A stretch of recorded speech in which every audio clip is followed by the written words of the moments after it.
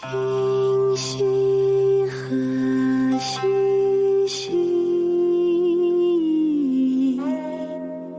剑中中流。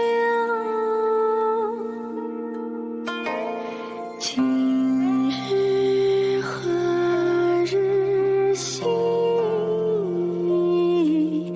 得与王子同舟。山有木须，路有枝，星月君兮，知人不知。山有木兮，路有枝，心远君兮，君不知。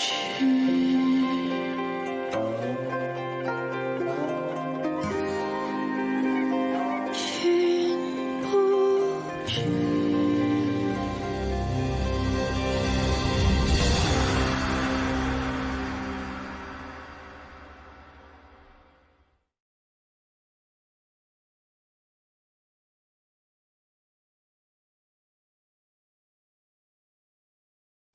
汝儿今日刚刚进宫，一心侍奉陛下和皇后，愿意听从皇后娘娘的指教。不必了。太后娘娘并不赞成封你为贵妃，能让陛下不顾太后娘娘的反对纳你入宫，这番心机，本宫都要请你指教了。请我，不可对汝儿如此刻薄。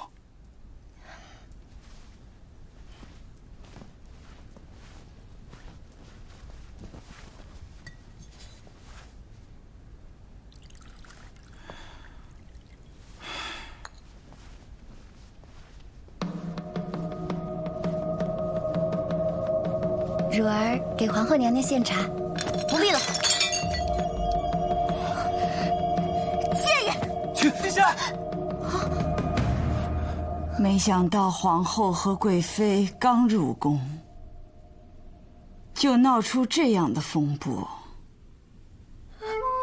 卿吾身为皇后，竟打了陛下。臣妾不是有意的，请太后娘娘恕罪。既然此事发生在陛下的后宫，就听由陛下处置吧。陛下，请饶恕臣妾吧，臣妾再也不敢了，再也不敢了。你们二人先起来吧。皇后行为鲁莽，有失身份，枉为6宫之主。朕念其初犯，罚其禁足1个月，回宫闭门思过。谢陛下，臣妾知错了，臣妾即刻回宫，永不再犯。贵妃无故受到牵连，跟着担惊受怕，朕深感不安，赏捐20匹，以示安慰。臣妾谢主隆恩。一个赏，一个罚，恩威并重，处罚分明。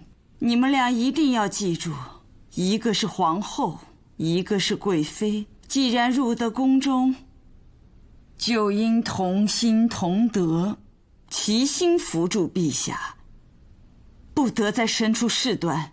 都下去吧。臣妾遵旨。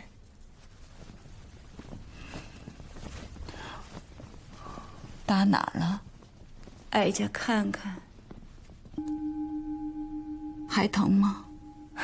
没事，早就不疼了。陛下贵为天子，万圣之躯，何时受过这样的委屈？竟被那郭清雾给打了一巴掌。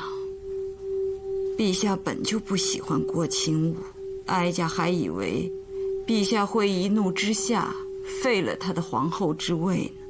太后说的没错，朕方才是在气头上，真想马上就废了秦武。但是，朕今日看到交趾传来捷报，郭崇信击败入境敌军，已将青州、连州、雍州尽数收回，即刻就要凯旋还朝。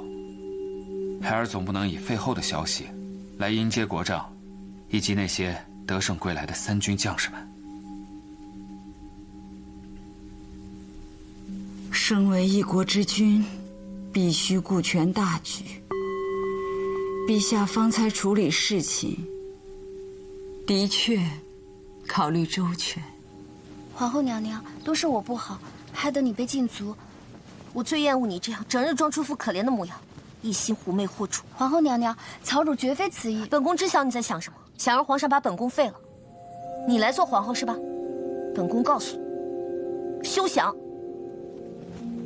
皇后娘娘，你误会了。如今能够将郭家和曹家掌控，朝廷便可安稳了。大娘娘的用心，朕到如今才算是完全领悟了。曹家有曹利用，郭家有郭宠。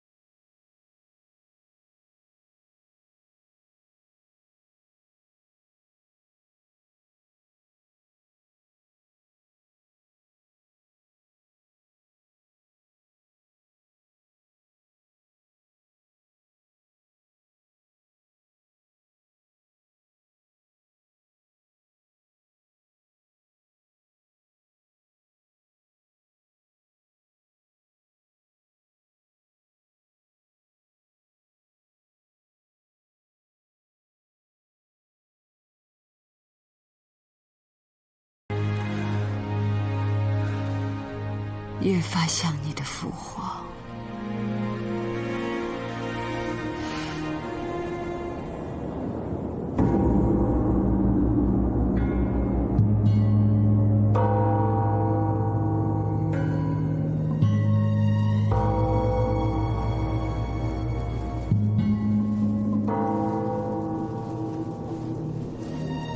皇上，皇太后驾到！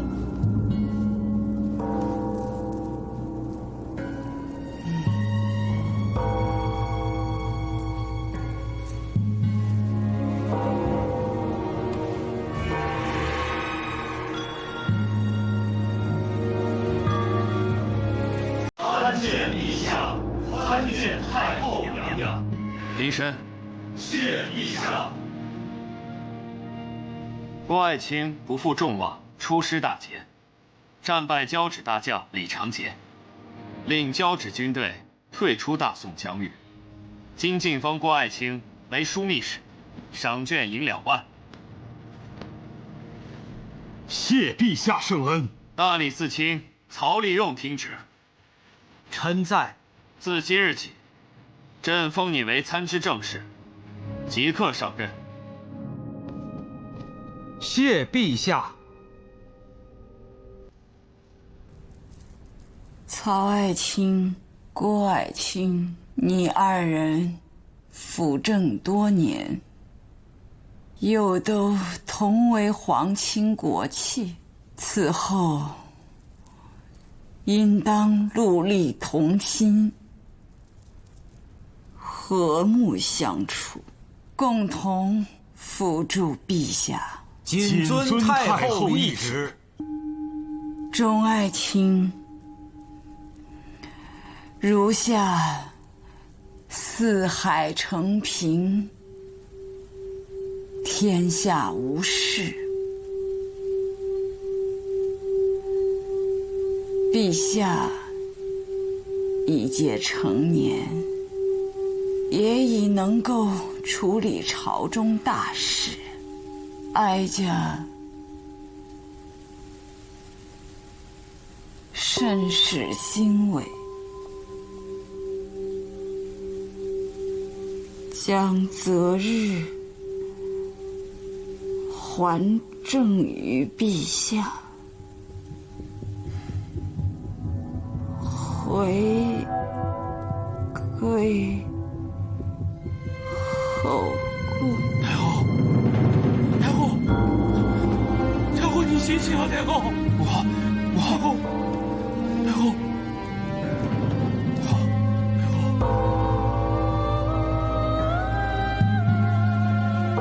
老奴参见陛下。母后病情如何？回陛下，太后娘娘已经服过药，身体并无大碍，现在已经歇息了。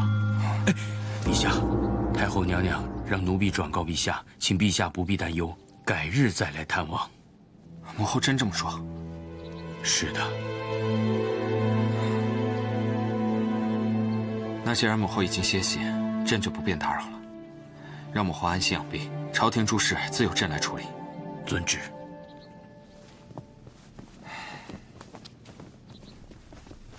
好了，不喝了。娘娘，奴婢按照娘娘的吩咐挡驾，皇上回去了。知晓了。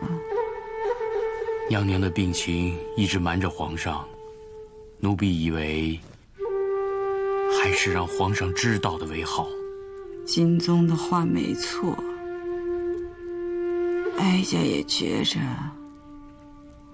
是时候让皇上知道了。明日哀家就要出宫了。出宫？娘娘身体还没有痊愈，出宫去哪儿啊？哀家想去金明池静养，从此不问朝政。日后就让皇上来金明池见哀家吧。哎，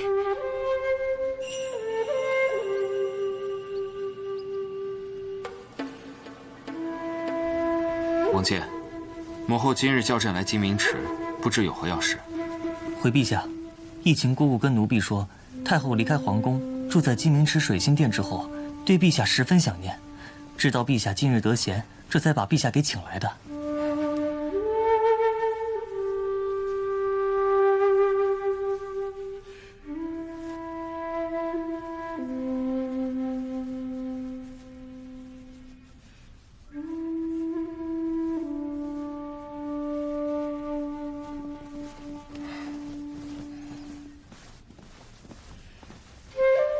见过母后。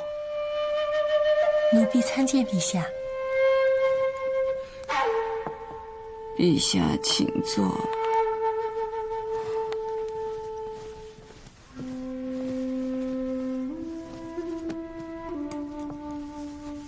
母后最近在此休养，可还安好？回陛下，太后一切都好，此处十分清静，太后甚是喜欢。只是，太后近日的用膳，比以往少了许多。母后用膳减少，是因为一直抱病在身，尚未痊愈。朕今日就去太医署，亲自过问此事。遵旨。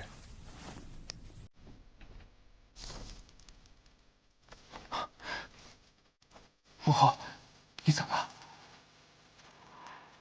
陛下不用怪罪那些太医，他们不是无能，他们已然尽力了。母后，是孩儿不孝。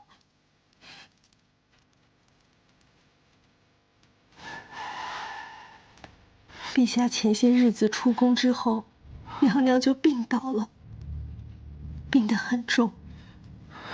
因为还要上朝面见大臣，娘娘就一直撑着，始终没让陛下知晓。每次上朝之前，娘娘都令奴婢精心装扮一番，才肯面见大臣。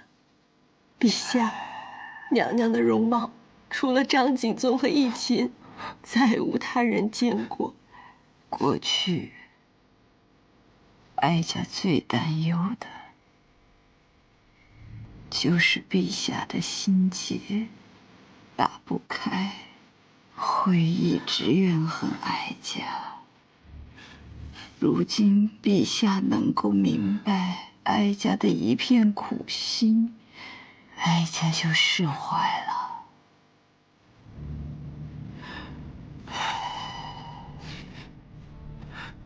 太后，是孩儿的错，是孩儿不孝。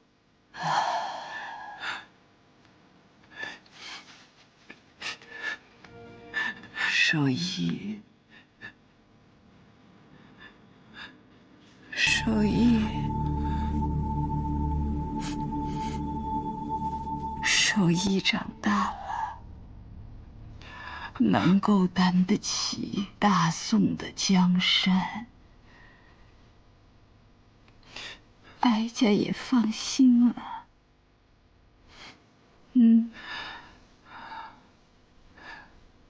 传哀家懿旨，自今日起，哀家还政于皇上，朝廷所有事宜，一切由皇上掌控。遵旨。王姐，在，朕命你即刻昭告天下，寻访名医为母后治病。是。太医已为哀家诊断，哀家的病无药可医，为娘是命数到了。母后，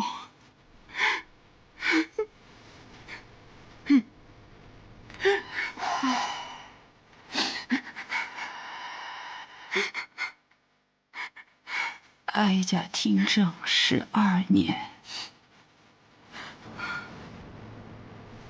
如今陛下已能掌控天下，自此以后，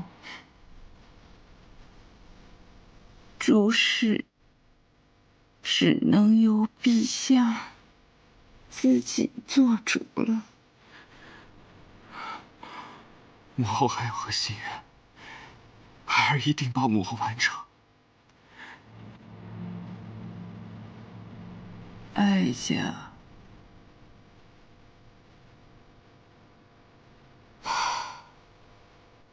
只有一个心愿，就是进太庙拜一拜你的父皇。哀家真的有好多好多话想与他说。按照祖制，后宫女眷不得入太庙，哀家的心愿也就罢了。母后，你放心，孩儿一定帮母后如愿以偿。祖制不得违背，陛下不必为此事为难。母后，孩儿即刻回宫征询重臣。孩儿告退。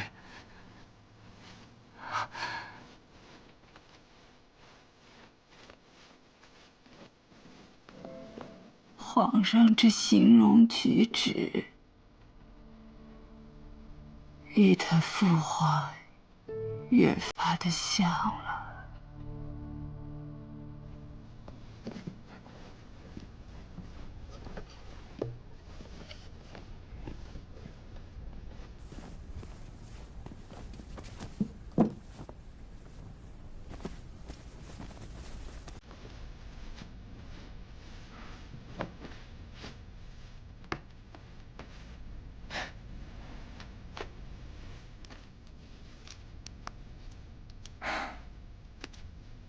明允还记得这些玩偶吗？龙公主戏龙珠，当然记得。当初郭皇后找陛下来放纸鸢，还是臣替陛下挡的架呢。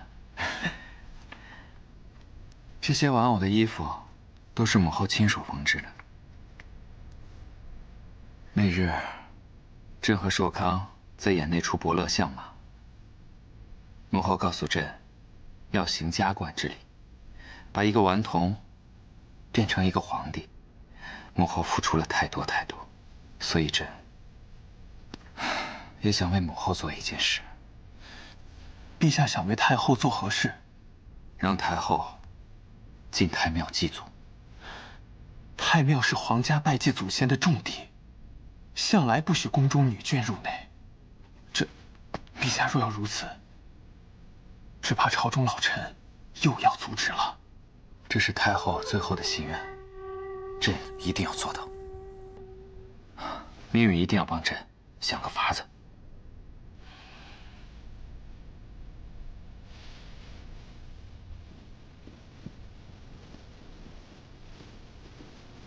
太后娘娘，奴婢有宝物进献。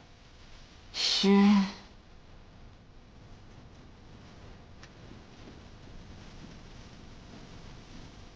见过太后娘娘。太后娘娘，请看，这是陛下特地令上衣库缝制的仪天冠，形同帝王冠冕，但是前后皆有石榴，与帝王冠冕有所不同。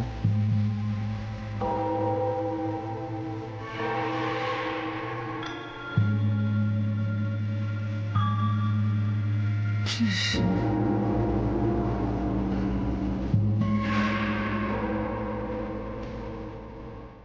皇上白将着，上衣库为娘娘缝制了衮衣，和帝王的衮衣有所差别。娘娘穿上衮衣之后，身份如同帝王，却又避开了称帝的嫌疑。如此一来，太后娘娘便可进入太庙祭祀先帝了。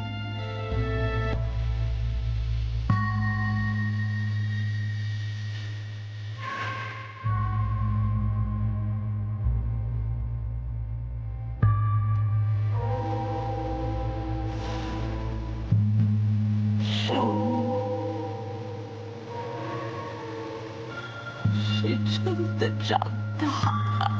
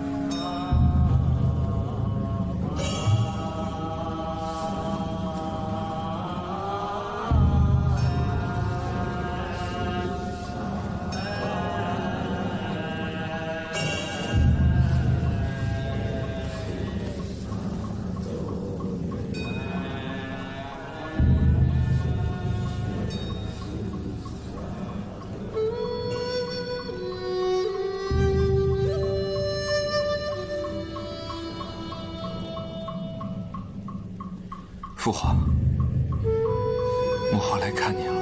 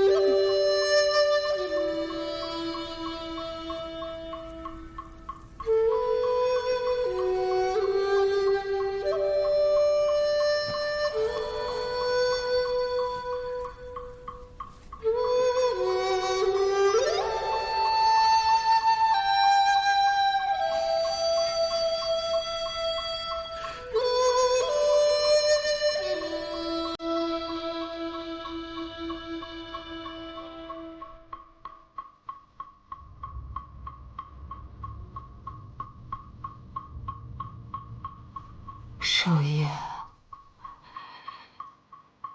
拜拜你的哥哥。皇兄在上，受寿夜一拜。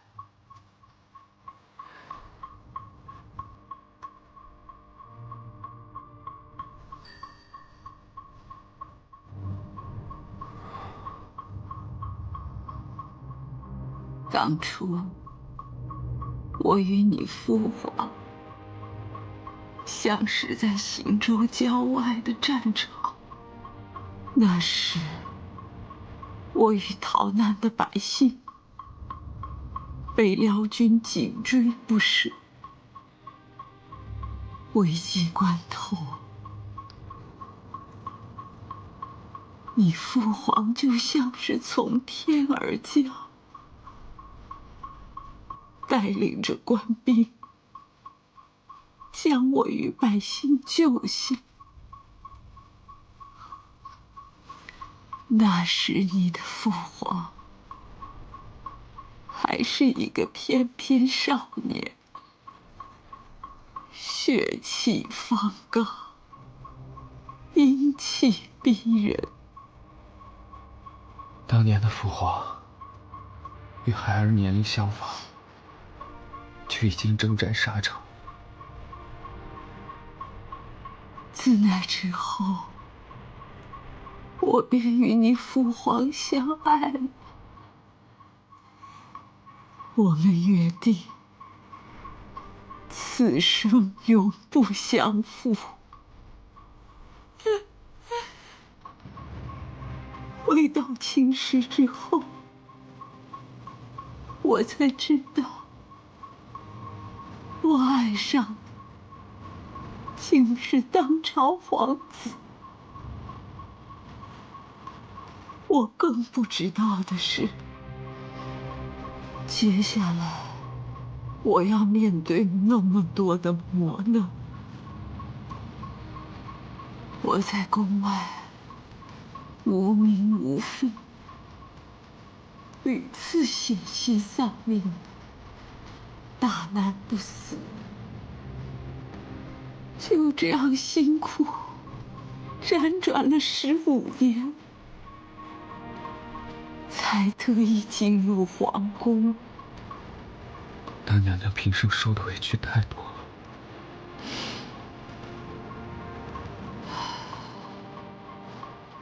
那时候，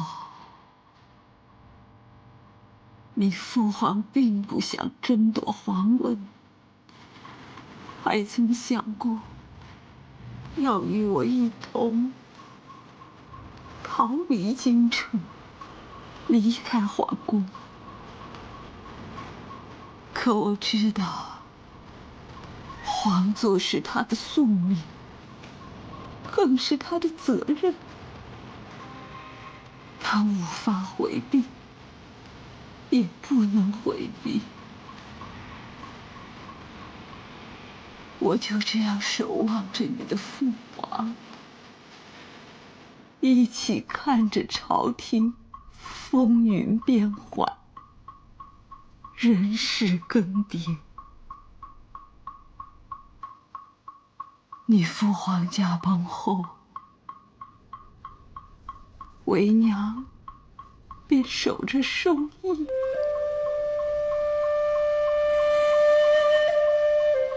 如今寿义长大了，能够担起大宋的江山。孩儿亲政之后方才醒悟，身为一国之君，孩儿活在众人的期望之中，父皇的期望，母后的期望，朝廷重臣的期望，还有那千千万万黎民百姓的殷殷期望，孩儿不敢有一丝的懈怠。寿义定会是个明君，就如同你父皇一样。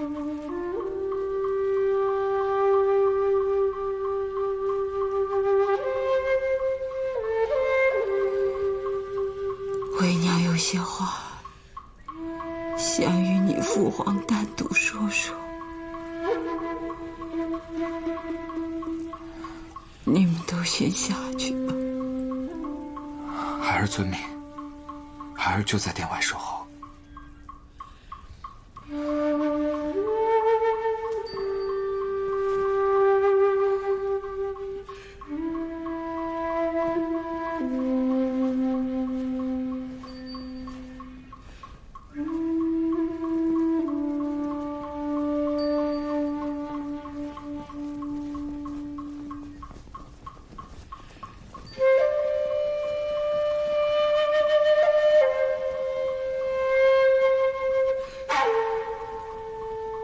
陛下驾崩后，寿义即位。这12年，臣妾结束了党争，兴办了州学，创设谏院，广开言路，扳倒丁谓，稳固朝廷。臣妾留给寿义的，是一个政通人和的朝堂。臣妾没有让陛下失望。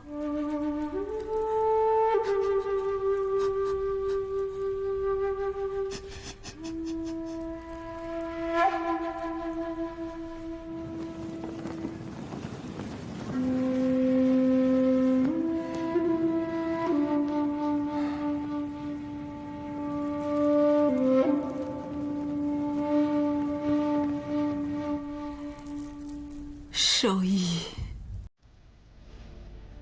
是陛下的儿子，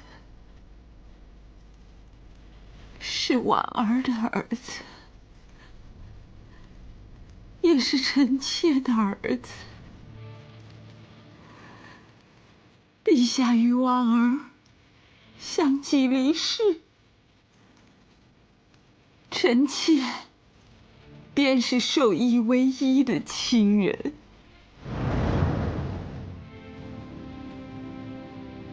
陛下心丧，寿义继位，少主年幼，老臣权重，臣妾无路可寻。为了护着寿义，只能朝堂听政。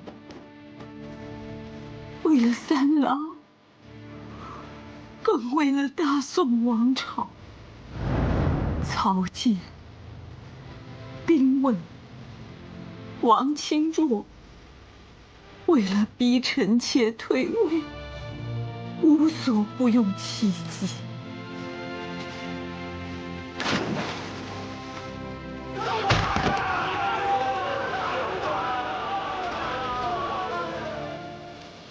他们向世人说，以防臣妾效仿母后，临朝称制。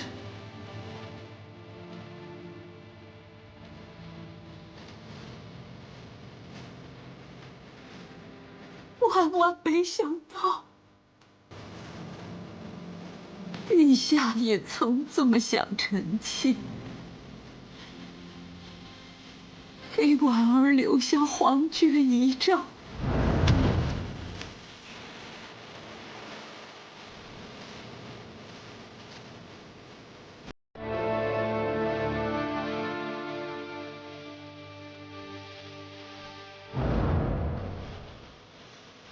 臣妾知道，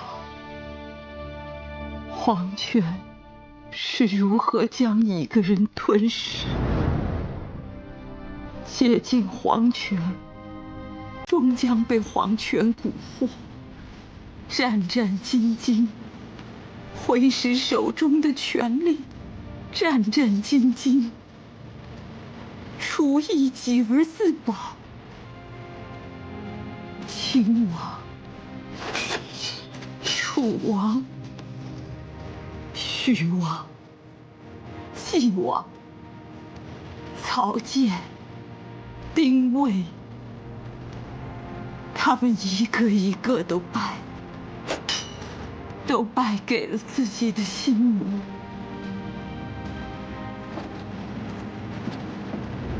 这12年，臣妾也曾战战兢兢，如履薄冰。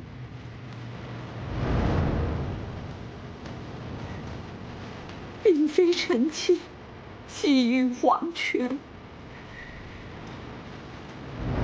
而是臣妾要为三郎守住这大宋江山，因为臣妾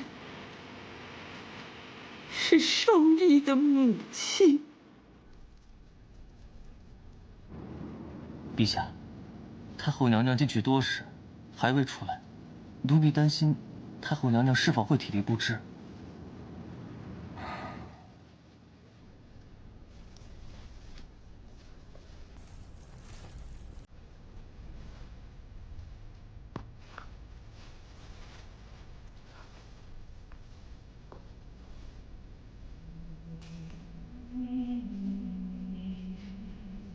臣妾护着守义，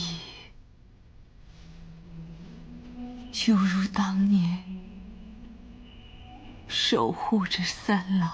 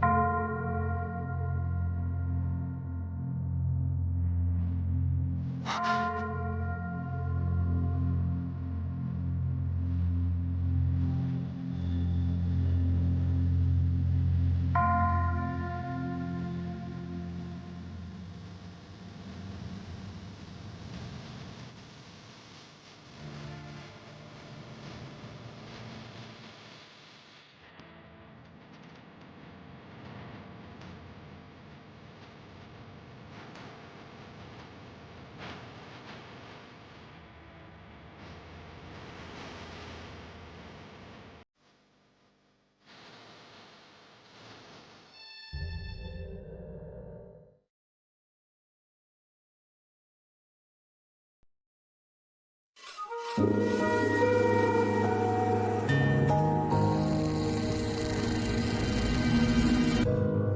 早眼光过，为水波生夜，春朝雨寂静晨雪，正安发。